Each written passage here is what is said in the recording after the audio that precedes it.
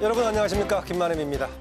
지난주 포항에서 발생한 5.4 규모의 지진, 많은 국민들이 놀라 가슴을 쓸어내리고 여전히 포항 시민들은 불안함을 달래지 못하고 있습니다. 이번 지진은 내진 설계 문제를 비롯해서 여러 가지 숙제를 우리에게 던져주고 있는데요. 이 시간 전문가들 모시고 집중 진단해 보겠습니다. 지난 15일 관측사상 역대 2위인 규모 5.4의 지진이 포항에서 발생했습니다. 건물 피해가 속출하고 대입 수능 시험이 일주일 연기되는 가운데 정부는 포항을 특별 재난 지역으로 선포했습니다. 지난해 5.8 규모의 경주 지진이 발생한 지 1년 2개월 만에 또다시 규모 5 이상의 강진이 발생하면서 한반도가 더 이상 지진 안전지대가 아니라는 국민적 불안감도 커지고 있습니다. 특히 건축물 피해가 잇따라 확인되면서 내진 설계 체계의 근본적 전환을 요구하는 목소리가 커지고 있습니다. 여야 정치권은 발빠른 대응을 통해 국회에 계류돼 있는 법률안을 서둘러 처리하고 지진 예산을 증액하는 등 후속 대책 마련에 나서고 있습니다. 내진 설계 세제 지원 방안, 원전 안전 관리 등 재난 안전 관련 예산 검토와 법 개정 등 종합적인 대책 마련에 대해 긴밀하게 논의해 나가겠습니다. 국회에 계류되어 있는 내진 설계, 또 단층 조사 연구 강화 등 지진 대책 관련 법안을 최대한 신속하게 처리하도록 하겠습니다. 정치도 여야와 당파를 넘어서 초당적으로 협력해야 합니다. 예산안 심의 과정에 지진 피해 복구할 대한민국 의지 담아주시기 바랍니다. 정부와 지자체가 긴급 복구와 피해 지원에 총력을 기울이고 있는 가운데 향후 내진 설계 강화와 지진 단층 조사, 지진 방제 대책 등 종합적인 대선 보완이 요구되고 있습니다. 이번 주 토론당당에서는 포항 지진의 대책과 남은 과제들을 집중 진단해 봅니다.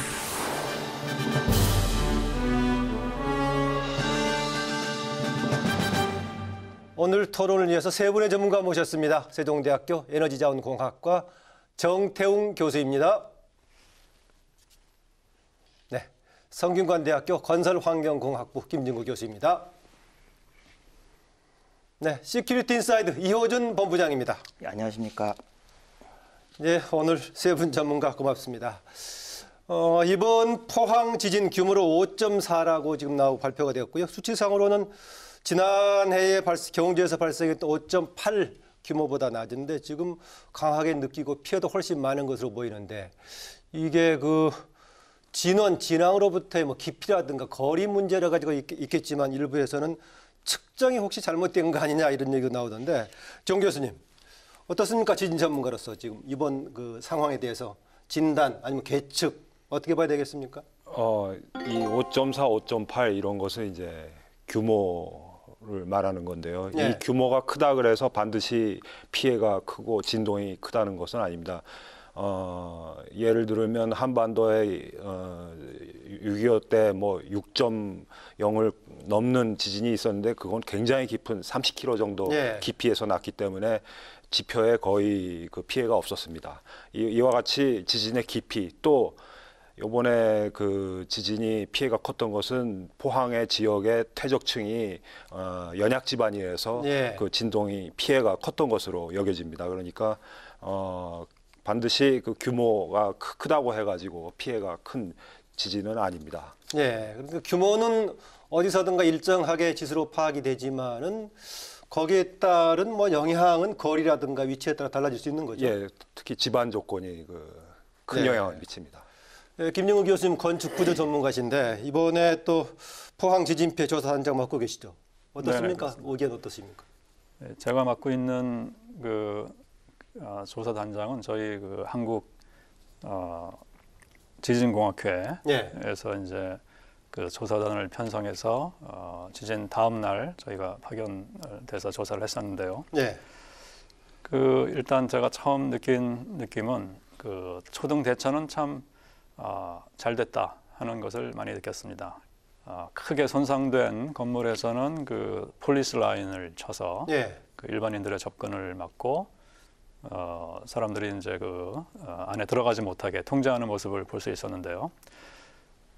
근데 이제 문제는 크게 손상이 되지는 않았지만 주민들이 불안감을 느껴서 들어가지를 거부하는 그런 건물들이 많이 있었습니다. 그러겠죠. 예. 그런 경우에는 이 과연 들어가도 안전한 건지 아니면 들어가면 안 되는 건지 또는 보수 보강 후에 들어가도 되는 건지 이런 것을 지적해 줄 만한 그런 그 전문가가 절대 다수가 부족했다. 그래서 결과적으로 시민들이 상당히 혼란스러워했다는 그런 느낌을 받았습니다. 제가 어제 그 중앙재난안전대책본부에서 발표한 그 대처 상황 보고를 보니까요. 예. 현재 그 포항 지진으로 인해서 한 13,000여 채의 그 건물이 건물들이요? 피해를 받았는데 그 중에 한 10,000채 정도는 주로 그 지붕에 발생한 경미한 그런 손상이기 때문에 큰 문제가 없었다고 그런 얘기를 들었습니다. 그래서 현재는 13,000여 채 중에 한 12,000개 정도는 응급복구가 끝나서 네. 어느 정도 다 이제 처리가 됐고 나머지 그 처리가 아직 미비한 그런 약 한 2,000채에 대해서 앞으로 어떻게 할 것인지 주민들을 설득해서 살 수 있게 할 것인지 예. 아니면 복구를 해서 또 할 것인지 예. 그런 문제가 있을 것 같습니다. 뭐 얘기하신 대로 뭐 지붕 정도는 경미한 거라고 말씀하셨는데 아예 붕괴된 것도 있겠지만 이제 구조상의 문제가 있는 부분들 앞에 과제가 되겠는데 좀 뒤에서 자세하게 얘기 나누기로 하고요. 이호준 본부장님 보니까 재난 전문가시네요. 예, 그렇습니다. 쓰나미도 공부를 하셨고 전공 본래 쓰나미 공부했었고요. 보니까 공부하신 것도 도읍구 지방, 동북 지방에서 하셨네요. 맞습니다. 예, 지금 그러면 이번에 우리 포항 지진 어떤 상태로 파악을 해야 될까요? 일단 작년 경주 지진에 이어가지고 지금 1년 만에 발생한 지진이거든요. 예. 이거 어떻게 보더라도 저는 느낌이 한국도 이제는 지진 일상화되는 현상이다라고 볼 수 있습니다. 보통 지진 주기 말할 적에 몇천 년, 몇만 년 얘기하거든요. 1년이라는 거는 사실은 사람 인생으로 본다 그러면 수초에 지나는 이런 부분이라 언제든지 지진 발생할 수 있다라는 그걸 확신해주는 그런 계기가 됐었고요. 예. 또 하나 계속되는 얘기지만은 우리나라 지진이 없었느냐라는 부분들 말씀드리면 뭐 지진 안전지대다 이거는 안전에 대한 과신이었습니다. 과거에 삼국유사부터 시작해서 조선왕조실록 쭉 보시게 되면 우리나라 지진 계속 있어 왔거든요. 예. 추정컨대 규모 7.0에 가까운 지진들이 있었습니다. 특히 또 하나 지금 말씀드리는 게 그 영남 지방에 지금 지진이 많이 발생하고 있다. 예. 그건 당연한 게 그쪽에 단층이 많습니다. 확실히 단층이 많은데 중요한 건 아직까지 우리나라가 이제 활 단층에 대한 정보가 없다. 거기 많은 단층이 지금 활성이냐 아니냐라는 부분은 확인이 안 될 것뿐이죠. 예. 확률로 봤을 땐 단층이 많으면 당연히 지진은 많은 겁니다. 그동안 우리나라가 지진 안전지대라고 하는 것이 사실은 조금 과한 진단이었다 이렇게 보고 그렇습니다. 계시네요. 역사 기록에 분명히 있다는 부분들이 과학적 근거 없다고 해서 무시돼 왔다는 거는 정책상으로는 그거는 바람직한 일은 아닌 거죠. 역사적인 그동안의 경로라든가 또 우리나라의 단층 구조를 봤을 때 그렇게 안전지대라고는 할 수 없다라는 진단이신데 이번에 보니까 이제 2011년에 일본 동북지방의 지진 그때 계기로 해서 우리나라에도 지금 뭐 전주곡이 시작되는 거 아니냐 이런 얘기도 있는데 그렇게 볼 수 있겠습니까? 바로 그것이죠. 큰 지진이 나면은 그 지진에 따라서 이 영향을 받아서 용수철처럼 네. 지각판이 되튀김 현상에 의해서 딸려 들어가게 됩니다. 그래서 동일본 대지진 당시 독도 지역은 5cm 그리고 좀 먼 서해 지역은 2cm 이렇게 우리나라가 크게 이동을 했습니다. 근데 이동이 있었습니까? 예, 그 정도? 그게 일률적으로 이동하는 게 아니라 어떤 지역은 가만히 있고 있다가 이제 서서히 이제 따라서 먼저 이동한 쪽으로 따라 들어가는 그럼 일부 보도에서는 지금 그동안에 지난 해하고 올해 나왔던 게 5점대였는데 7점대도 나올 수 있는 전주곡 아니냐 이런 얘기 됐던데. 그것은 이제 그 지진이라는 것은 지역마다 그 크기가 다릅니다. 예. 그 동일본 지진이 일어난 그 해양 지역은 8 이상이 나오는 그게 일상화돼 있고, 그 다음에 일본 그 대륙 지역은 지각 지역은 7 정도가 일상화돼 있고, 그리고 한반도는 대체로 뭐 역사 기록을 따져봤을 때 네. 최대가 6 정도가 아니겠는가 이렇게. 7 정도는 좀 어렵지 않나 이런 네. 그런 지역마다 그 지진의 크기의 그 한계가 있습니다. 그래서 그것을 봤을 적에 지난번에도 기상청에서 예측을 했습니다만은 7 정도는 어렵지 않나 이렇게 그 과거 기록을 미루어 봤을 때 이런 네, 이호준 본부장님. 예. 동일본 지진과 지금 한국에서 발생하고 있는 지진에 관해서 많이들 연관지어서 말씀을 나누고 계십니다. 예. 그거 이렇게 한번 설명드려 보겠습니다. 동일본 지진 규모가 9.0이거든요. 사실상 계기로 잴 수 있는 가장 큰 규모의 아하, 지진이고 일본 내에서도 그 발생 확률을 0으로 보고 있습니다. 거의 불가능한 지진이었다. 그 정도로 위력이 있는 부분들이 지금 그 유라시아, 동아시아 오른쪽에서 한번 탕 터진 겁니다. 그로 인한 여파가 동아시아 일대 대륙 쪽에 굉장히 큰 압력을 줬겠죠. 지금 현재 어떤 상태냐? 아까 용수철 스프링 말씀하셨는데 동아시아 대륙 전체가 지금 스프링이 확 눌려져 있는 상태라고 보시면 됩니다. 하나씩 서서히 안정 찾아가기 위해서 풀리겠죠. 스프링이 터지기 시작하겠죠. 네. 그런 관점에서 발생한 게 지금 한국에서 발생하는 작년에 이어서 올해 이런 진이 아닌가. 응력이 터지는 건데 얼마나 큰 게 그러면 발생 가능할 건가를 봤을 적에 예. 우리나라 단층 구조로 봤을 적에 규모 7이 넘어간다는 얘기는요. 결과적으로 지진은 땅바닥이 깨지는 거거든요. 깨지는 크기가 규모 7 정도 되려 그러면 수백 킬로미터 돼야 된다. 그런 정도의 면적이 안 나옵니다. 한국에. 아하. 그렇기 때문에 상대적으로 규모 7이 넘는 지진 발생 확률이 낮다고 한다는 얘기지 없다는 얘기는 또 아니거든요. 어쨌든 간에 2011년에 일본 동북지방에 지진 영향을 미쳤다라고 하는데 그 미치는 결과가 지금 2017년도인데요. 그런 기한 정도 이런 게 어느 정도 뭐 영향이 있나요? 그동안에 되게 그러니까 판단됐던 거라. 동일본 대지진 났을 적에 한반도도 그만큼 움직였으니까 예. 차츰 나겠지 하는 예상을 하고 있었습니다. 아니나 다를까 2, 3년 동안 서해 지역에 거의 지진이 나지 않았던 뭐 연평도나 백령도 이 지역에 4.0 규모의 지진이 자주 나가지고 대책 회의를 이미 뭐 이렇게 있었습니다. 피해가 국민들에게 크게 알려지진 않았지만 있었군요 그 동안에요. 급기야 이제 작년에 이제 경주 지진이 터지고 그런 상황이었습니다. 네, 김준 교수 현장 둘러보셨는데 아까 지붕 얘기하셨고요. 그리고 있는데 무엇보다 지금은 후속도 문제고 있지만은 구조적으로 지금 불안한 상황은 아직도 판정이 안 돼가지고 그 지역의 주민들은 굉장히 불안해하던데요. 어떤 상황입니까? 네, 그렇습니다. 이제 저희 그 전문가들이 볼 때는 어떤 구조체에 큰 손상이 없으면 일단 안전해서 들어갈 수는 있다. 이렇게 보통 이제 권장을 하는데요. 주민들 입장에서는 그 비록 비내력벽이고 간막이 벽이지만 이렇게 시각적으로 균열이 가 있으면 상당히 위축될 수밖에 없습니다. 그래서 막 그 공황장애 비슷한 증상을 호소하는 분들도 있고요. 그래서 이제 그 행정안전부에서도 어떤 그런 심리적인 상담 서비스를 지금 진행하고 있다고 그렇게 얘기를 듣고 있습니다. 네. 근데 이제 그래서 이번 기회에 이런 지진이 발생했을 때 어떤 그 건물의 안전성에 대해서 일단 1차적으로 자가 그 주민들 그 입주자가 나름대로 판단할 수 있는 그런 어떤 가이드라인을 제시하는 것이 필요하지 않을까 그렇게 생각하고 있습니다. 예, 그런데 일반 국민들, 일반 주민들이 자가 진단으로 안심할 수 있겠습니까? 좀 어려운 문제 같긴 한데요. 아까 우리 지금 포항을 중심으로 한 그쪽 지역들의 여러 가지 조건상으로 봤을 때 단층이 여러 가지 집중돼 있고 말씀하셨는데 그러면은 이후에도 지진이 추가적으로 발생한다고 했을 때 지역적으로 그쪽의 가능성이 큰가요? 다른 지역도 가능성이 있나요? 어떤가요? 한반도 전체가 우리나라 같은 경우는 어디 대륙에 큰 판 경계가 있거나 하는 게 아니고 예.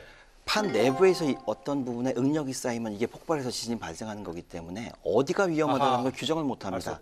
다만 지금 겉으로 드러난 게 영남 지방에 단층이 많다라는 것뿐이고요. 예. 서울도 말씀드리면 최근에 이제 이슈되는 게 추가령 단층 지나가고 있지 않습니까? 활성이라는 얘기도 있고 비롯해가지고 전국이 추가령이 서울에서 어디로 이어지는 거죠? 쭉 제가 철원 이런 방향으로 이어지는 건가요, 그게? 그러니까 남북 방향으로 동서 방향으로 쭉 길게 이어지는 걸로 알고 있고 그건 교수님께서 대체로 이제 그 서울 경기 일대는 경기 육계라고 해가지고 굉장히 그 단단한 안반 지역입니다. 예. 그래서 만약에 지진이 난다고 할 적에 과연 포항 정도의 그 피해가 날 것이냐 요런 그 예측에 대해서는 저는 좀 부정적인 생각입니다. 네, 그럼 어떻게 지진의 가능성은 지역에 따라 다양할 수 있지 어디가 나올지 알 수 없지만은 피해는 지형의 구조에 따라 다를 수 예. 있다. 그런 말씀이시군요. 그렇죠. 그 대체로 단단한 안반 지역입니다. 그 경기 육계 지역이. 예. 단단한 안반 지역이라는 거는 지진이 발생한다 하더라도 진동이 작거든요. 예. 그렇기 때문에 안전한 부분들이 있는데 저는 그런 말씀드리고 싶어요. 이제 영향권을 말씀하셨는데 전국이 영향권이다라고 했을 때 어쨌든 진동이 느껴진다. 지진 대책은 그거 불확실성이거든요. 예. 언제 어디서 발생할지 모르는 부분이기 때문에 준비해야 되는 거는 일어난 뒤에 어떻게 해야 되는가라는 부분에 초점들이 많이 맞춰져야 됩니다. 예. 보통 많은 재난이나 이런 부분들 말씀하실 적에 사전 예방을 해라. 예방이 된다는 거는 예측이 가능해야 예방되는 부분들입니다. 예. 지진에서 예방이 가능한 거는 지진동 이후에 어떤 피해가 발생하는데 그 피해를 어떻게 줄일 거고 이후에 피해 확산되는 걸 어떻게 막을 거냐. 지금 여기 대피해 계시는 분들 계시는데요. 일주일 지나셨거든요. 아직까지는 견디십니다. 예. 더 지나도 추가적인 대책이라든가 상황에 대한 정보라든가 이런 부분을 없으시게 되면은 점점 약해지시고 굉장히 화가 더 올라가시겠죠. 예. 이런 부분들에 대한 거 향후 계속 실시간으로 뭔가 대책이 나와줘야 예. 전반적으로는 그동안 우리나라 지형하고 관련해 생각했던 지진에 대한 인식 뭔가 좀 새로이 좀 해야 될 그런 시점 같기도 한데요. 아까 김경훈 교수님 혹시 예. 그 오해가 있을까봐 말씀을 드리겠습니다. 그 안반 지역에서는 지진이 발생할 경우에 물론 이제 증폭되는 현상이 좀 적기 때문에 전체적인 그 파괴력은 좀 작겠죠. 그렇지만 안반 지역에서 발생한 지진에 의해서 좀 더 취약한 건물들도 있을 수 있거든요. 예를 들면 뭐 주택이라든가 뭐 2층, 2, 3층 이하의 저층 건물은 오히려 안반 지역에서 발생한 지진에 의해서 더 많이 파괴될 가능성도 없지 않아 있습니다. 안반 지역이면 전체로 크게 흔들릴 가능성이 좀 있어 보이긴 하네요. 그런 이제 이게 약간 좀 복잡한 문제인데요. 그 예. 구조 동력학을 보면은 공진이라는 얘기가 자주 나오거든요. 예. 그래서 아무리 큰 그런 진동이라 하더라도 공진의 영역에서 좀 벗어나는 경우에는 큰 피해가 없을 수 있습니다. 하지만 작은 진동이라고 하더라도 그 진동에 건물이 공진되면 오히려 그 피해가 더 커질 수 있는 거고요. 네. 당장은 이번에 지금 이제 그 포항 지역이요. 뭐 금이 간 건물들도 있을 거고 주민들이 굉장히 불안해하고 복귀해야 되느냐 말아야 되느냐 그런 인터뷰가 많이 나오던데 그게 뭐 어느 시점에 복귀 여부를 좀 판단할 수 있을까요? 아까는 자가 진단의 방법도 나와야 된다고 말씀하셨는데. 그러니까 이제 자가 진단이라는 거는 어쩔 수 없는 상황에서 예를 들어서 전문가의 손길이 미치지 않는 그러니까 완전히 뭐 대파됐거나 또는 반파 이상의 큰 손상을 입지 않았기 때문에 어떤 그 시청이나 이런 행정부서에 관심을 좀 적게 받는 그런 주민들이 많이 있습니다. 근데 그렇지만 그럼에도 불구하고 뭐 지붕이 일부 파손됐다거나 또는 그 조적벽에 벽돌벽에 금이 갔다거나 이런 걸 가지고 또 굉장히 불안감을 느끼시는 분들이 있기 때문에 그러한 조적벽에 균열이 갔을 때에는 집이 전체로 붕괴될 가능성은 별로 없지만 그 조적벽이 무너져서 그 옆에 있는 사람이 다칠 가능성은 있거든요. 예. 그래서 그런 위험성에 대비해서 뭐 그 앞에다가 뭐 책상을 받쳐놔서 사람의 접근을 좀 못하게 한다거나 이런 간단한 조치를 취한 다음에 그 집에 들어가서 생활하는 거는 큰 문제는 없다고 볼 수 있습니다. 아까 12,000에서 10,000채를 말씀하셨는데 다시 복귀가 가능한 정도의 비중이 어느 정도 되는 것 같습니까? 제가 볼 때 대부분의 건물들은 그 보수 보강 후에 충분히 사용이 가능합니다. 특히 대부분은 가능하다. 그 비구조체에 균열이 발생한 경우는 겉으로 봐서는 굉장히 뭐 위험한 것처럼 보이지만 그것은 그냥 헐어내고 다시 고기를 이렇게 쌓으면 되거든요. 예. 그렇지만 이제 구조체, 기둥이나 보나 뭐 전단벽, 내력벽에 이렇게 균열이 갔을 경우에는 그것은 상당히 위험한 그 상황이라고 할 수 있습니다. 왜냐하면 나중에 여진이 오거나 해서 지금 한 반쯤 파괴된 건물이 완전히 붕괴될 가능성도 없지 않아 있고요. 예. 그래서 지금 이 손상이 발생한 부분이 구조체인지 아니면 비구조체인지 이것을 확인하는 것이 시급한 문제고요. 예, 정태훈 교수님, 여진 계속 얘기가 나오고 있는데 여진에 의해서 지금 추가 피해도 발생하고 있는 겁니까? 어떻습니까? 그러니까 여진이라는 개념이 그 교과서적으로 말이죠. 예. 본진보다 규모가 한 단계 또는 두 단계 낮습니다. 예. 그러니까 5.4면은 뭐 최대 4.6이 그 지난번에 났었죠. 예. 그러면 그 4.5 클래스에서 건물이 어떻게 되느냐? 그 제가 아는 한도에서는 그런 거 4.5 클래스에서 건물이 무너진다거나 하는 것은 없다고 봅니다. 네. 물론 이제 4.5에서는 무너지지 않지만 그 이전에 조금 뭔가 전진에 피해가 있었기 의해서 때문에 약간의 손상을 입었던 건물은 그보다 작은 지진에 의해서 충분히 붕괴될 수 있죠. 네, 이거 좀 보자. 앞서서 정 교수님 말씀하셨는데 여진의 통계를 한번 말씀드려 보겠습니다. 예. 아까 말씀하신 대로 본진에서 규모 1 작아가지고 처음 발생한 게 4.6 요번에 났었습니다. 그게 예. 최대 여진이라고 합니다. 그리고 나서 일씩 계속 작아지면서 여진이 발생을 바로 하는데 뭐 얼마 안 직후에 나왔던가요? 그 예, 여지 예. 4.0. 그렇습니다. 예. 직후에 나왔는데 이런 또 특성이 있습니다. 규모 4.0의 지진이 발생하게 되면 여진으로 3.0 크기의 여진이 10번 발생합니다. 3.0 지진이 발생하면 규모 2.0 지진이 또 10번 발생합니다. 그게 굉장히 커지거든요. 숫자가. 이후에 더 규모가 클 여지는 없습니까? 그건 다시 또 지진이 시작되는 다시 시작된 거죠. 걸 해서 그래야 예. 됩니까? 아하. 경주 지진 같은 경우에는 전진이 있었고 본진이 왔듯이 근데 이번에는 그런 경우는 아닌 것 같고요. 예. 보게 되면 통계적으로 지금 상황에서 본다 그러면 규모 5.4의 여진의 3.0대가 근 지금 한 서너 번 터졌었거든요. 예. 아직까지 3.0대면 체감할 수 있는 부분들이고 이런 부분에 의해 가지고 진동이 있을 경우에 지금 약해져 있는 집안도 있고 구조물도 있지만은 또 하나 무언가 물건이 떨어져 가지고 다칠 수 있는 부분들이 있어서 네. 아직까지는 계속 긴장을 해야 되는 부분들이 있습니다. 네. 김용기 교수님, 우리나라의 그 내진 설계가 88년에 더 있다고 얘기되고 있는데 네, 그렇습니다. 이번에 보니까 뭐 아파트, 학교 건물, 특히 그 필로티 건물 같은 경우 심각하던데 그동안에 우리나라 내진 설계 이런 비율을 전체 차지하는 게 어느 정도 됐나요? 아까 말씀하셨다시피 88년에 처음 도입이 됐죠. 그때는 이제 6층 이상 건물에만 적용했습니다. 아하. 근데 이제 2005년에는 3층 이상으로 좀 강화됐고요. 작년 경주 지진 이후에는 이제 2층 이상, 그다음에 올 12월부터는 모든 주택에 내진 설계를 적용하게 하도록 되어 있는데요. 그렇다면 이제 이런 법 규정만 잘 지키면 과연 앞으로 짓는 건물은 지진에 안전한가라고 예. 누가 물으면 저는 그렇지 않다라고 말씀을 드리고 싶습니다. 왜냐하면 그 이번 포항 지진에서도 그 우리가 잘 볼 수 있었듯이 내진 설계된 건물이지만 상당히 많이 붕괴된 그런 경우가 있었습니다. 특히 그 필로티형 건물 같은 경우에는요. 네.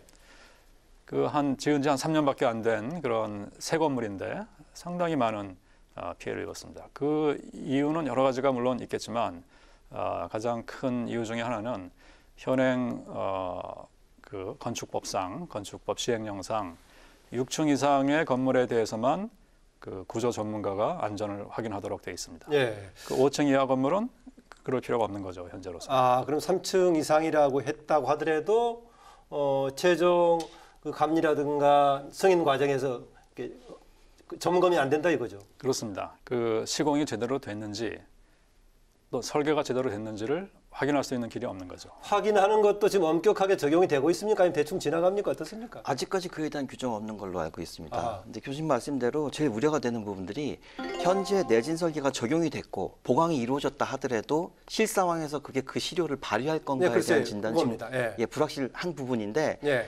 선진국 사례 같은 경우에는 그게 지진이 많은 나라는 굉장히 경험이 많지 않습니까? 이게 표준화되어 있습니다. 내진 설계도 어떤 경우는 어떻게 가라라는 표준화되어 있고 상용화되어 있는 부분들도 있어서 예. 그만큼 소비자가 선택할 수 있는 권리도 있고 검증할 수 있는 그만큼 많은 기회가 있지 않습니까? 예. 이런 부분들 한국에 좀 활성화될 필요 있습니다. 아까 뭐 김 교수님 잠깐 말씀하신 것 같은데 그동안의 내진 기준이 어느 정도 규모, 어느 정도 또 진도에 맞춰서 된 겁니까? 사실 그런 질문에 대해서는 답을 드리기가 상당히 곤란한데요. 왜냐하면 이제 저희가 건물을 설계할 때 설계 기준의 그 수준은 50년에 한 2% 정도의 발생 확률을 가지고 있는 지진에 대해서 설계한다. 이렇게 되어 있습니다. 예. 그렇다면 50년에 발생 확률 2% 정도 되는 지진이 과연 규모나 뭐 진도상으로 얼마냐 이렇게 물으면 사실은 대답하기가 상당히 어렵습니다.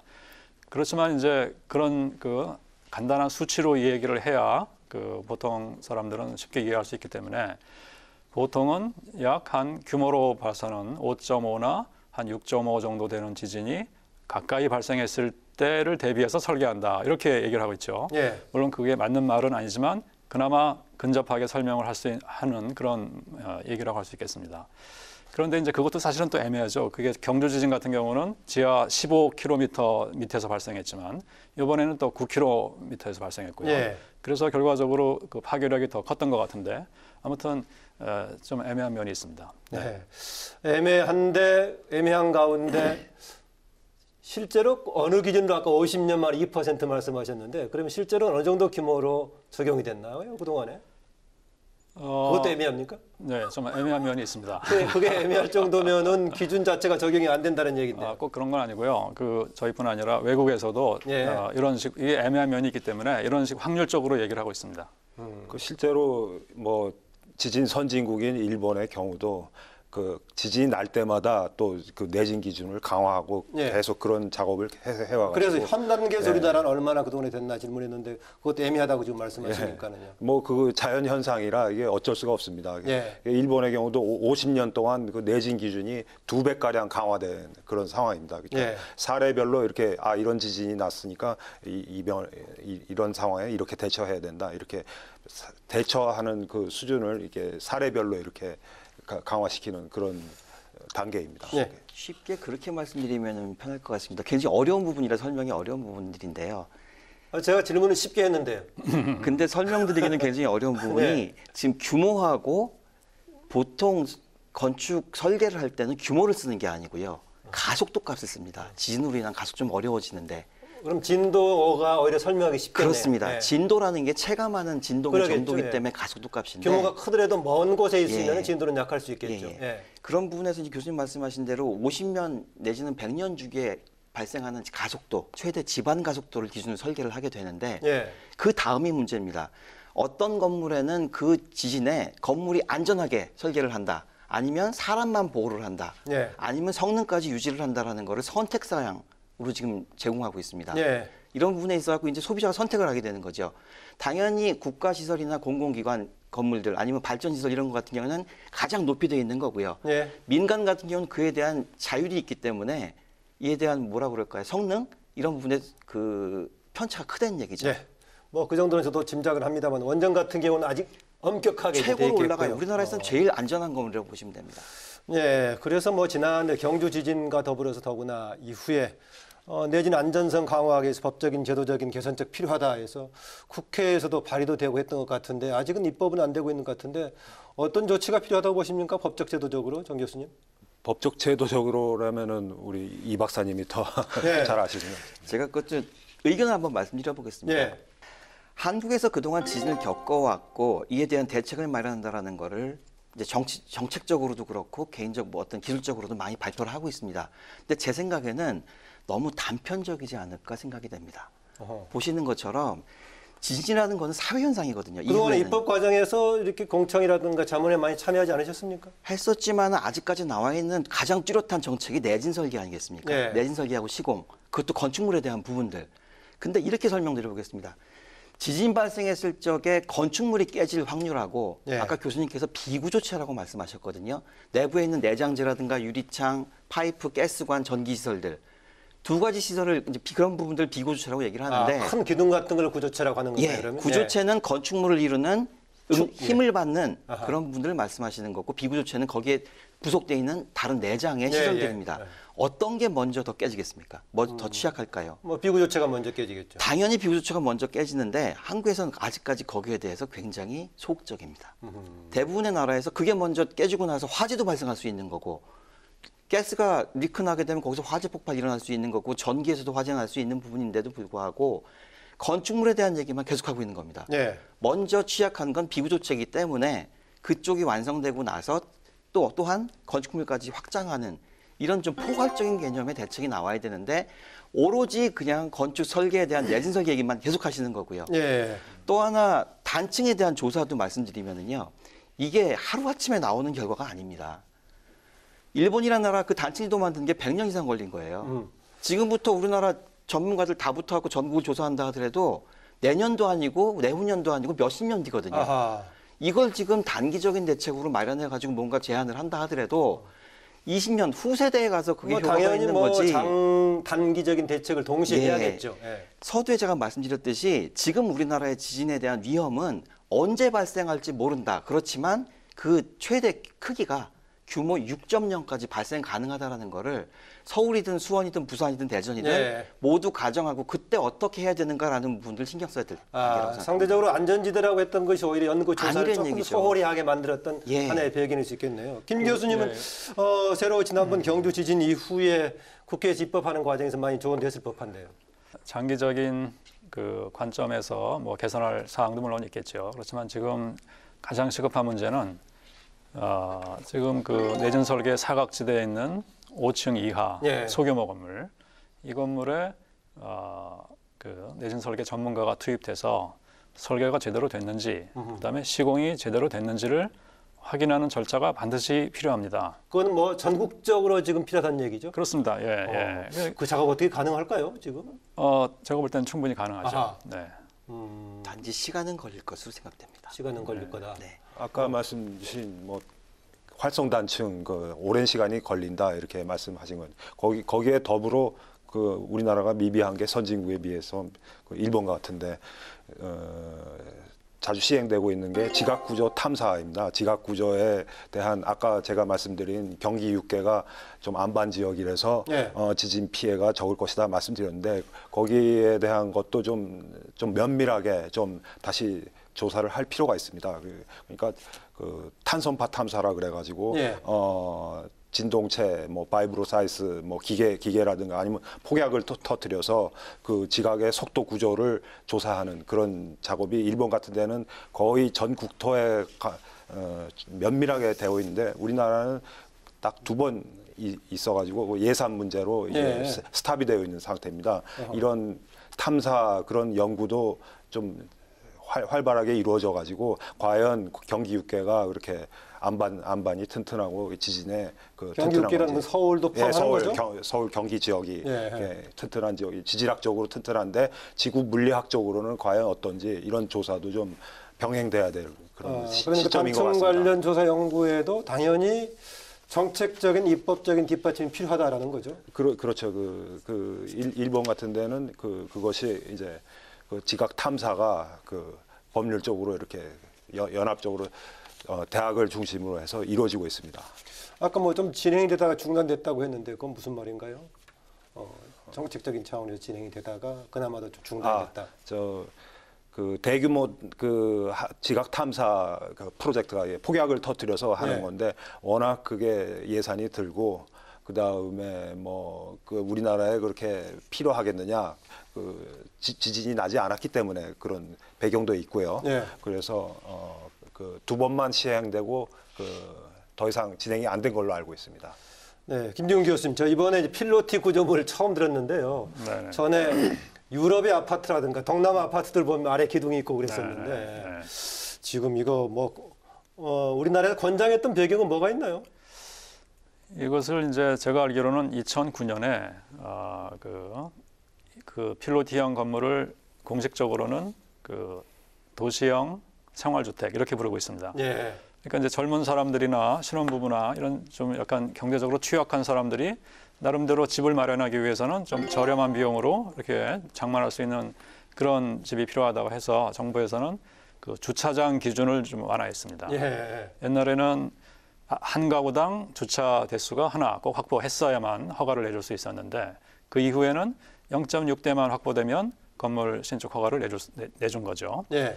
그다음에 용적률이나 뭐 높이 산정에서도 또 어떤 그 이점 어드밴티지를 줬기 때문에 그 이후로 막 전국에서 우후죽순으로 건설을 됐습니다. 지금도 물론 많이 짓고 있고요. 예. 근데 가장 그 내진 설계 측면에서 문제가 되는 게 뭐냐면 그 주차 공간을 확보하려다 보니까 그 가장 지진에 저항할 수 있는 그 코어 계단실 주변에 그 콘크리트 전단벽이 있는데 그것이 뭐 줄이려고 하겠죠. 공간 그거를 넓히려면. 최소화하고 그다음에 기둥 크기도 최소화하고 그뿐 아니라 더 중요한 거는 그 코어의 위치를 그 코너 쪽에 배치를 예. 한다는 게 그게 문제죠. 그래서 이번에 제가 가서 보니까 대부분 그 코어가 코너에 있는 건물들이 많이 파괴됐습니다.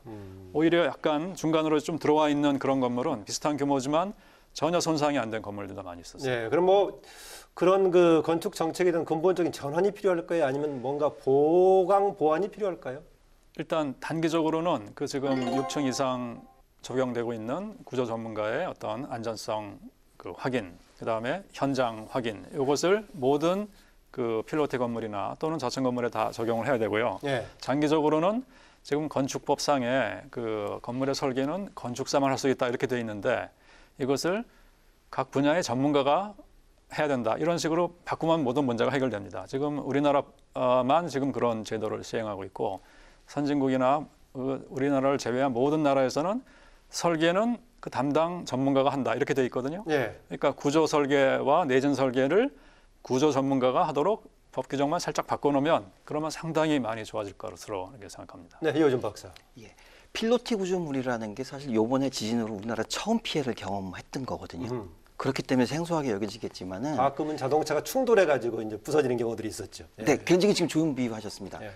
지진 상황에서 해외에 이제 지진 현장 나가보게 되면은요, 가장 먼저 취약하다고 평가되고 피해 많은 건물들이 다 이쪽입니다. 필로티. 그 이유 설명드리면은요, 기둥이라는 거는 쉽게 설명드리면 무게를 지탱하는 역할로 보시면 됩니다. 아래 위로 작용하는 하중이죠. 예. 지진은 옆으로 흔드는 하중이지 않습니까? 옆으로 흔들 적에 벽체 자체가 면으로 얘가 견뎌주기 때문에 굉장히 탄탄한 구조임에도 불구하고 필로티는 그 벽이 빠져버리니 그만큼 더 취약할 수밖에 없는 구조가 되는데 옆에가 뻥 뚫려 있는 거네요. 예. 그러니까. 지탱할 수 있는 힘이 없는 거죠. 예. 그렇기 때문에 내진 설계가 적용이 된다 하게 되면 그만큼의 횡하중을 받아주도록 옆으로 작용하는 하중을 받아주도록 기둥을 보강을 해야 되는데 예. 교수님 말씀대로 편의성을 보다 보면은 넓어지니까 기둥이 당연히 줄어드는 내진 설계 적용이 안 되면 그러니까 그만큼 취약할 수밖에 없는 부분들입니다. 이에 대해서 전문 자격 부여해 갖고 제대로 돼 있는 그 기술을 적용을 해야 된다라고 하게 되면은 시장은 굉장히 좁아집니다. 당장 내진 설계 쪽에 대한 시장이 열리게 되면은 우후죽순처럼 굉장히 많은 설계사들이 달라붙게 되거든요. 예. 신속하게는 진행이 되는데 만약에 규제를 자격을 걸어놓게 되면 그만큼 대상자가 작기 때문에 천천히 진행이 되겠죠. 예. 여기 정책적으로 뭔가 보완이 필요한 부분들은 어떻게 하든 간에 누가 하든 간에 이 설계 시공하는 데에 대한 보증 어떻게 할 거냐라는 네. 검증에 대한 정책이 같이 없으면 양쪽 다 장단점을 다 갖고 있다는 얘기죠. 네, 상당히 중요한 부분 같습니다. 저도 가끔 주차하려고 할 때, 이 기둥이 조금만 작았으면 옆으로 예. 빠졌으면 하는 때가 느낄 때가 많은데. 자동차 충돌하는 거하고 지진이 와서 때리는 거하고 똑같은 구조거든요. 옆에서 친다는 옆으로, 거죠. 그렇죠. 그건 하중을 위아래로 수직적으로 예. 받게 돼 있는데 네. 그렇다는 거죠. 예. 그래서 이번에 그 많이 붕괴된 건물들의 특징은 어떤 그 안전성보다는 그 기능성을 우선하다 보니까 예, 그 결과 이런 사고가 발생했다고 그렇게 생각합니다. 예, 말씀하신 대로 아마 사용하시는 양반들 또 짓는 사람들은 자기가 짓는 사람들은 기능 중심을 아무래도 할 겁니다. 넓게 그러니까 지적하신 대로 안전성 이제 강조를 할 수밖에 없고 해야 되는 그런 시기 같은데요. 이번에 또 지진 관련해서 새롭게 국민들에게 떠오른 단어 하나가 액상화인데요. 저도 굉장히 관심 있게 봤습니다. 처음에는 아주 가까운 2km 내에 있는 지역에서 액상화 현상 주변의 논등이었는데 이번에는 상당히 멀리까지 나오는 걸로 이렇게 보도가 계속 추가적으로 되고 있습니다. 먼저 액상화에 대한 설명부터 좀 듣고 싶습니다. 이게 일본에서 처음으로 발견된 사례인데요. 예.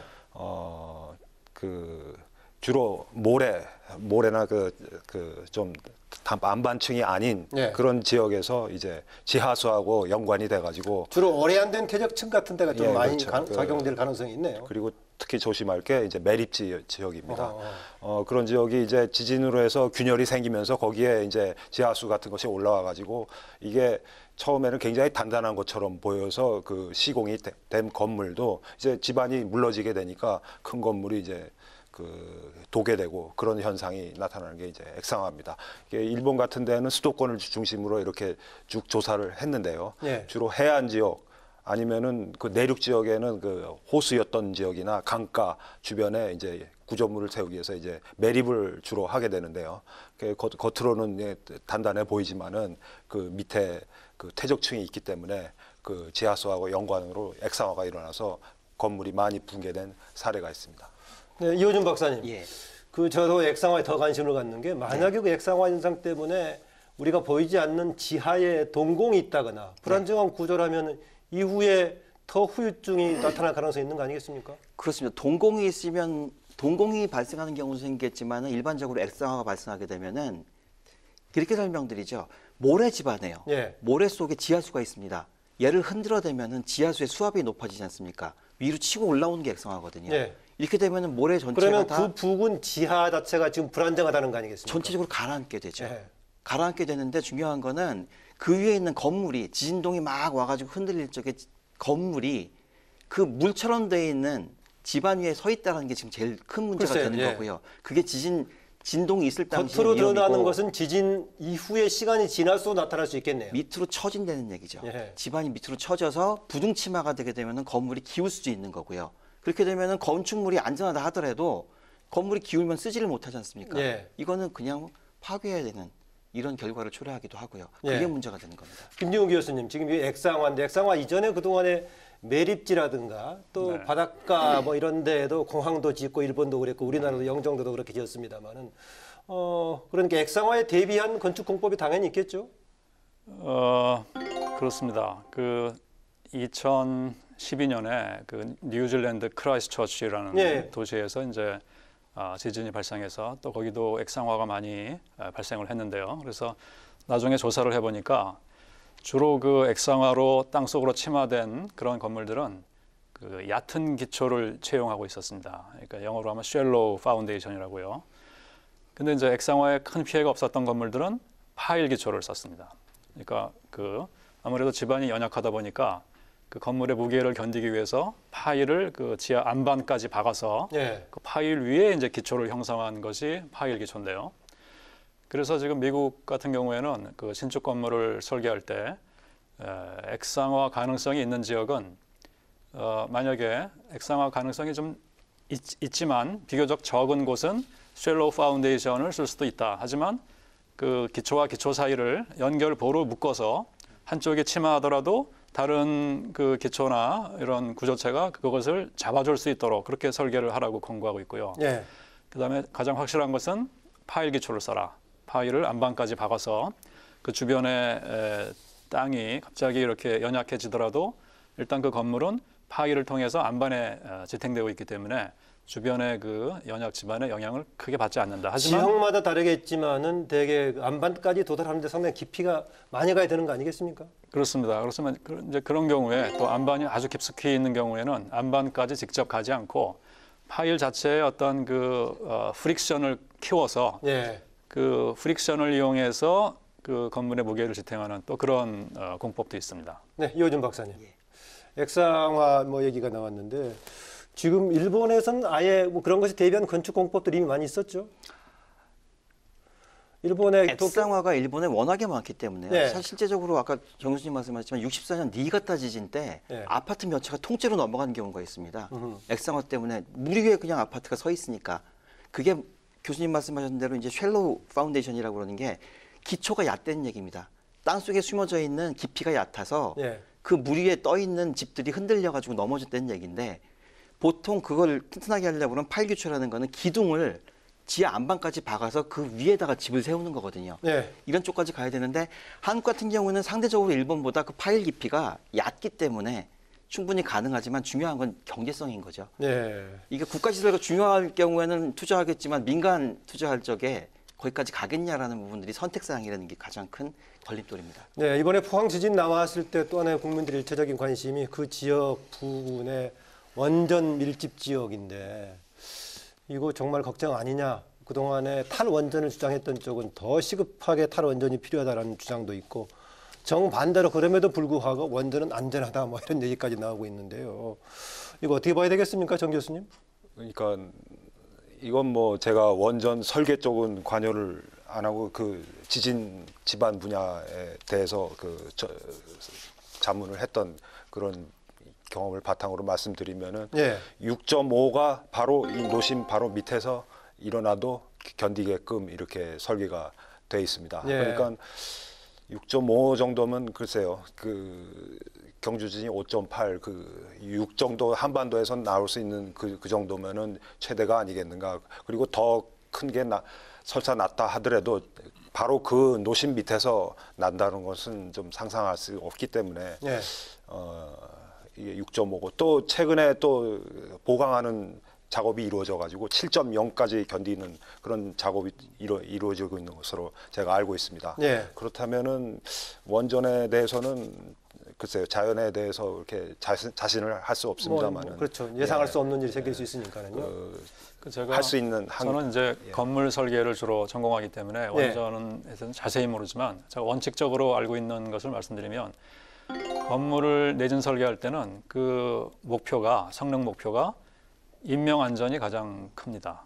좀 중요한 건물인 경우에는 그 좀 손상이 되더라도 기능을 수행할 수 있는 정도. 그렇지만 원전 같은 경우는 기능 수행 정도가 아니라 전혀 문제가 없도록 이렇게 설계를 하는 것이 그 성능 목표이기 때문에 실제로 우리가 원전 설계할 때 사용하는 그 지진력이라는 것은 건물을 설계할 때 사용하는 것보다 몇 배 큰 그런 지진력을 사용해서 설계를 하고 있죠. 예. 이번에 그 이제 원전의 내진 관련 얘기가 나올 때마다 사실은 그 지진에 대한 내진 문제가 아니라 쓰나미에 따른 침수였다 이런 얘기도 있던데 뭐 쓰나미 전공하신 이호준 박사. 동일본 지진 때 실제적으로 원전 시설이 파괴된 거는 지진동에 의한 게 아니고요.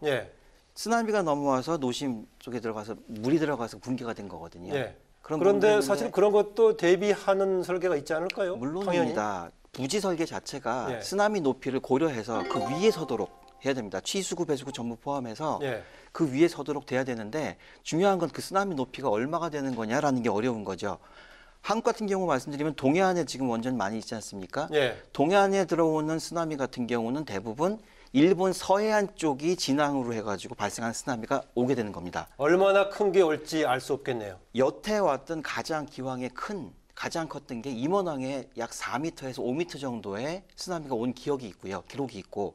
우리나라에 동해안에요? 있습니다. 83년에 동해 중부 지진 해일이라는 게 있는데 그쪽에서 약 4m에서 5m 해일이 임원항에 왔었고. 그래가지고 좀 피해도 있고 그랬습니까? 당시 인명 피해가 2명 돌아가셨습니다. 그런 피해가 있었고 지금 원전 시설이 위치한 곳은 주로 남부 쪽이지 않습니까? 상대적으로 거기까지 쓰나미가 올 확률은 적고 높이도 낮습니다. 일본 쪽의 태평양 쪽에서 어떤 방향은 동해안 쪽의 중간 이상이 되겠네요. 그렇습니다. 중간 쪽에 동해 구조상 높은 쓰나미가 도달하도록 지금 그런 구조를 갖고 있습니다. 그래서 쓰나미 문제 당연히 원전 시설에서 중요시 여겨야 되는 부분들이고 말씀하신 대로 그 높이가 원전 부지를 높지만 않는다 그러면 안전한 부분이라고 할 수 있겠습니다. 뭐 제가 이제 원전 자체에 대한 뭐 본격적인 논의는 뭐 오늘 주제가 아니니까는요.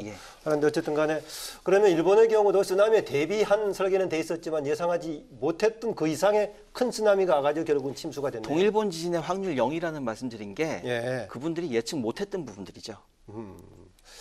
이번 그 항상 이런 문제 나올 때마다 뭐 대응 얘기인데요. 지난해 경주 지진 때는 늑장 대응 나와가지고 논란도 있었고 비판도 있었는데 이번에는 상당히 뭐 신속하게 조기 경보도 됐고 심지어는 이어지는 지진 속도, 전파 속도 이상으로 문자가 빨리 전파가 됐다는데 이번에 대응은 좀 잘한 것 같습니까?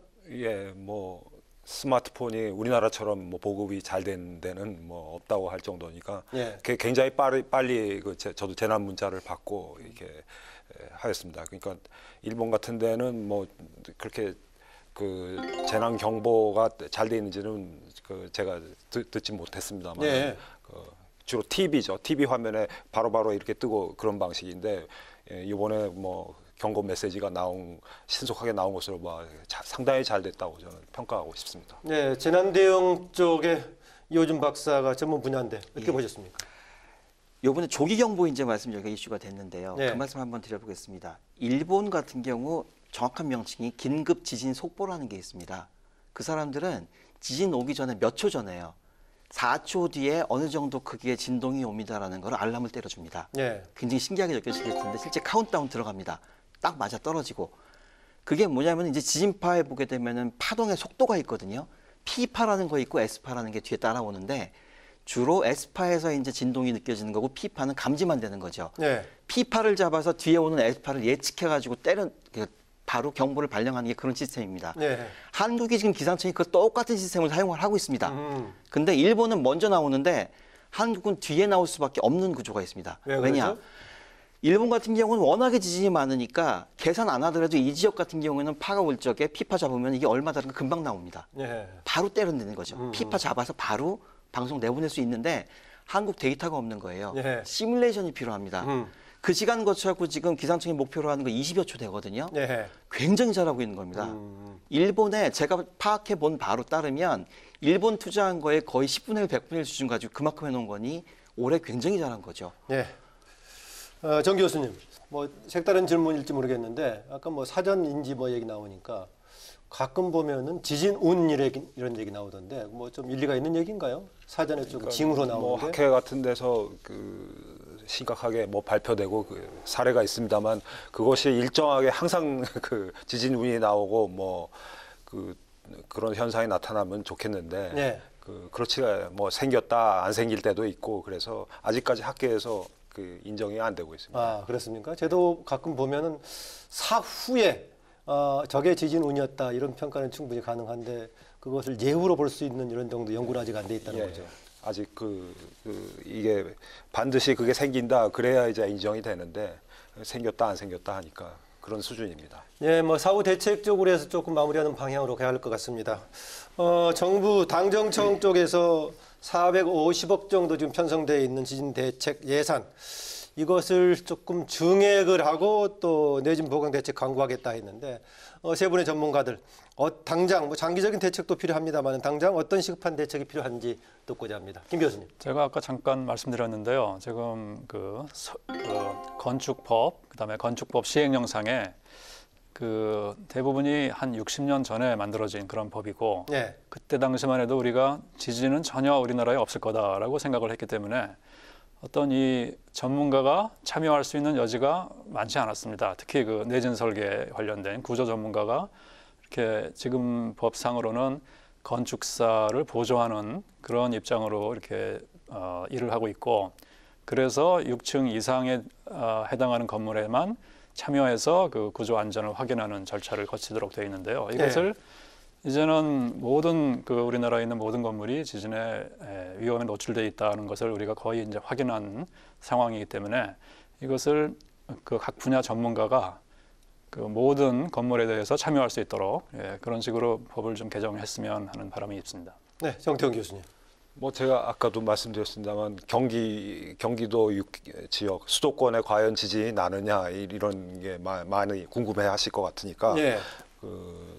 아까 말씀드린 그 중단된 지각 탐사 연구 같은 게 이게 이루어져 가지고 네. 과연 앞으로 어떤 지진 날 것이냐 좀 기초 연구 방면에서 이런 연구가 추진돼야 될 것으로 저는 생각합니다. 그럼 그 예산 차원에서는 어느 쪽에서 주도를 하나요? 그런 것은? 기상청에서 그 주관해서 이렇게 하면 될 것 같습니다. 아, 그렇군요. 시급한 대책 이호진 박사. 시급하다고 말씀하시니까 그 말씀드리고 싶습니다.